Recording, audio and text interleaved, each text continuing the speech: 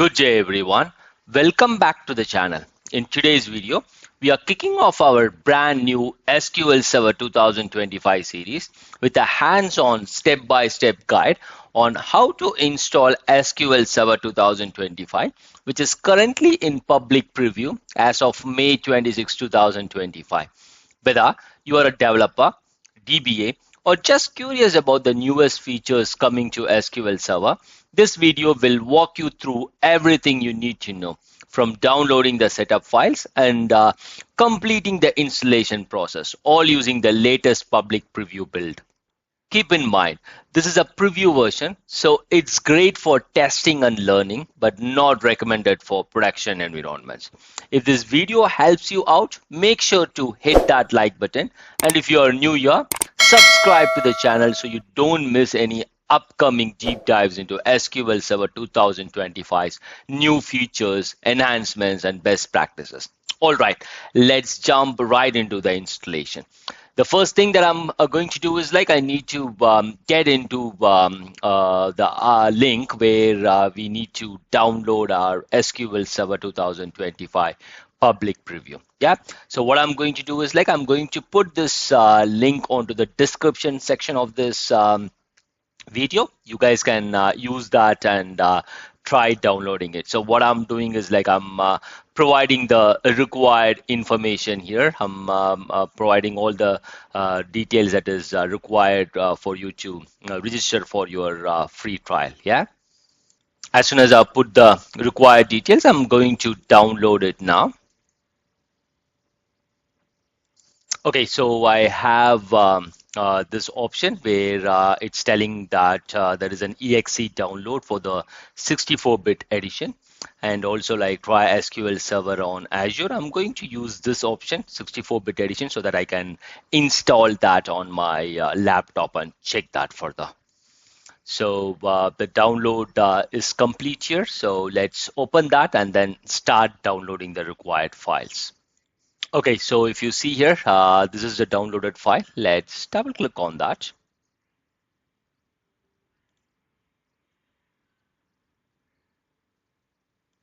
So this is a evaluation edition that we are going to use, yeah. And what I'm going to do is I'm going to first download the media, yeah. And I'm going to download it into this particular location. Let me first try downloading it. And once the download is completed, we will perform the installation from there. Okay, so the download is complete now. So let me close that. Yep, if you see here, we are able to see the ISO file download. Going to double click on that. Yeah, and then I have the required files here. So I'm going to copy that, and I'm going to create a new folder called SQL 2025, and then paste the content there. Okay, so everything is copied. Yeah. So now what I'm going to do is I'm going to start the installation here. Yeah, I'm going to start the setup.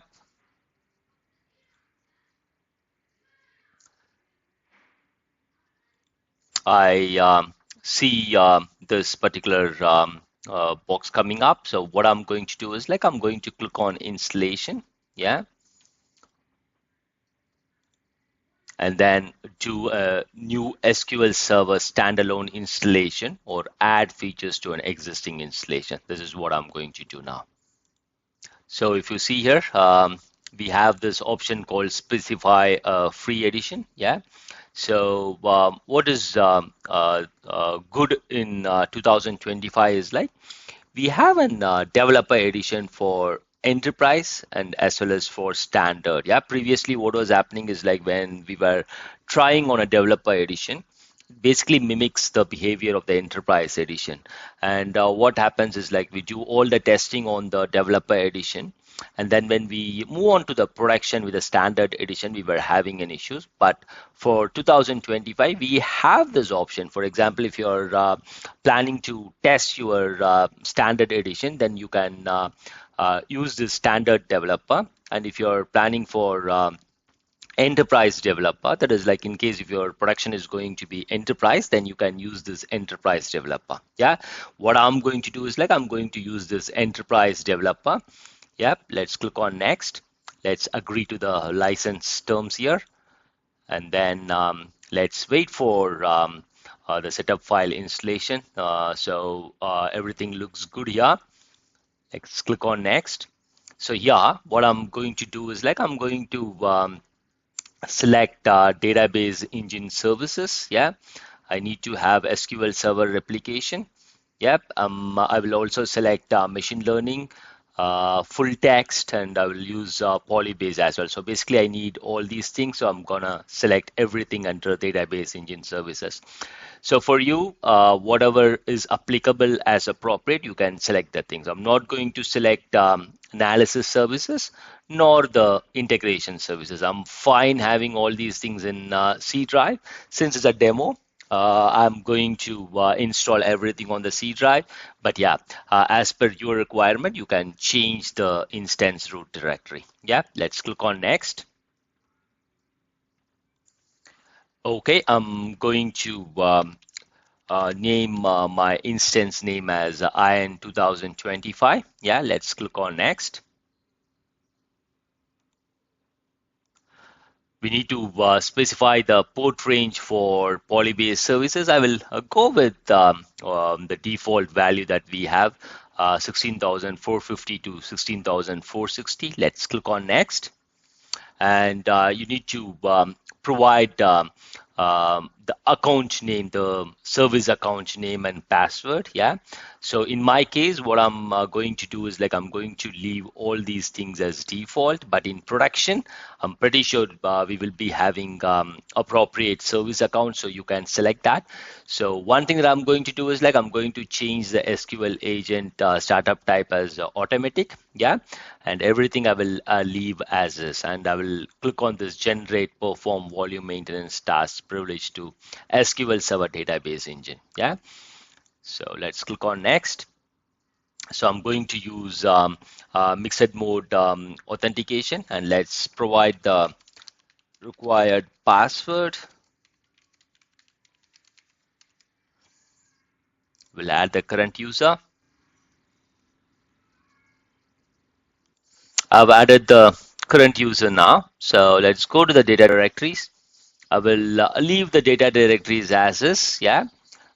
Just remember, if it is going to be an installation on test server where you have multiple drives, I highly recommend that you use the appropriate directories just to make sure like all the user data log files are all on a different drive. Yeah.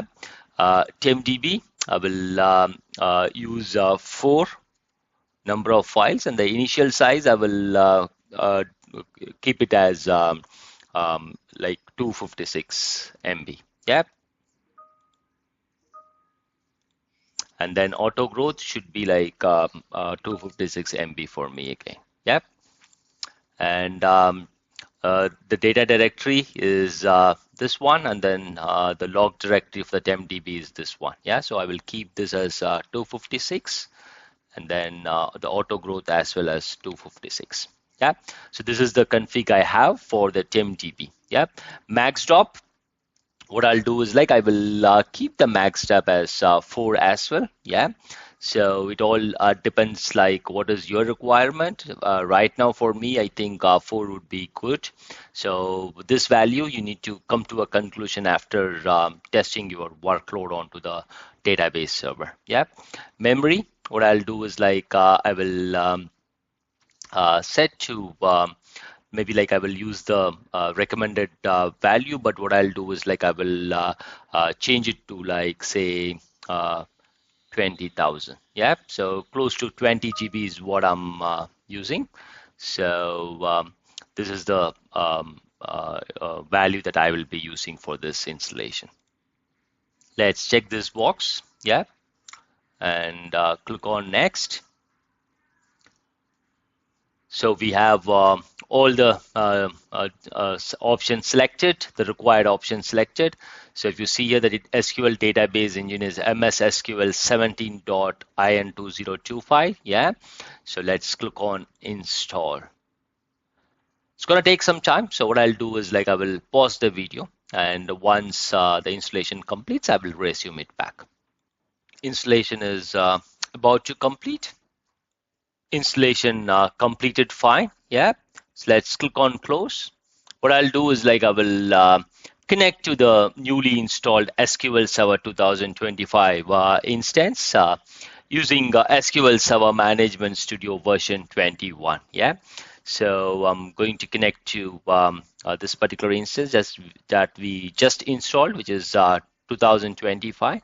And if you see here, I'm using the SQL authentication. Yeah, let's click on that.